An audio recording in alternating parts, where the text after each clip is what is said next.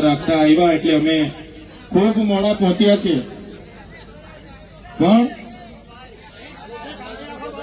અહીં આવીને અમે જોયું તો દાહોદના વડીલો, દાહોદના યુવાનો અને માતા બહેનોમાં જે જુસ્સો છે, જે ભાવ છે અમારા માટે, આ તમારો ભાવ, આ તમારી લાગણી, આ તમારો પ્રેમ અમને અવારનવાર આ વિસ્તારમાં ખેંચી લાવે છે।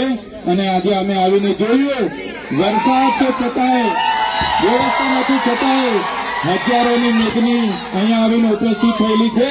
બધાને મેં બે હાથ જોડીને નમન કરું છું, વંદન કરું છું।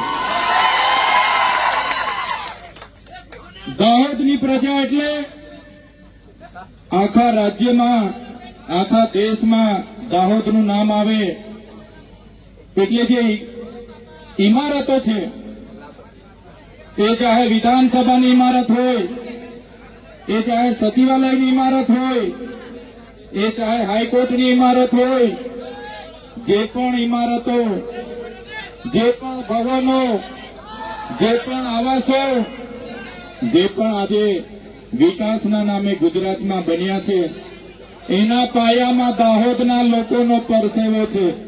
અને એ દાહોદના લોકોને મારે સંબોધન કરવાનું છે।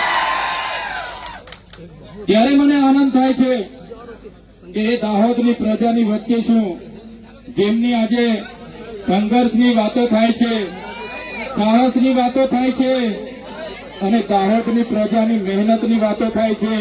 ત્યારે આ ગુજરાતના વિકાસમાં પાયામાં દાહોદની પ્રજાનો પરસેવો છે, એટલા માટે આજે ગુજરાત વિકાસની પંથે આગળ વધી રહ્યું છે। આઝાદીના 78 વર્ષ થઈ ગયા। આજે અઠવાડિયા પહેલા, દિવાળી પહેલા ગુજરાતની સરકારે વિકાસ સત્તા માટે ગામડે ગામડે રથ લઈને એમના ધારાસભ્ય અને સાંસદ સભ્ય પહોંચતા હતા, ફરતા હતા અને વિકાસની ગાથા સંભળાવતા હતા, વિકાસની મોટી મોટી વાતો થતી હતી। ત્યારે વિકાસ મહોત્સવ આજે ચાલે છે।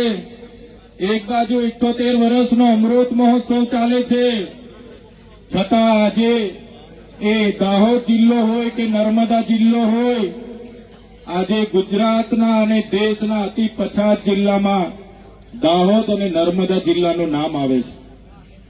આઝાદીના 78 વર્ષ થઈ ગયા। અમારા દાહોદના લોકોએ આ દેશની, આ ગુજરાતની ઇમારતોમાં પરસેવો પાડ્યો છે। એક પ્રકારે નર્મદાના, છોટાઉદેપુરના, મધ્યપ્રદેશના, મહારાષ્ટ્રના લોકોએ નર્મદા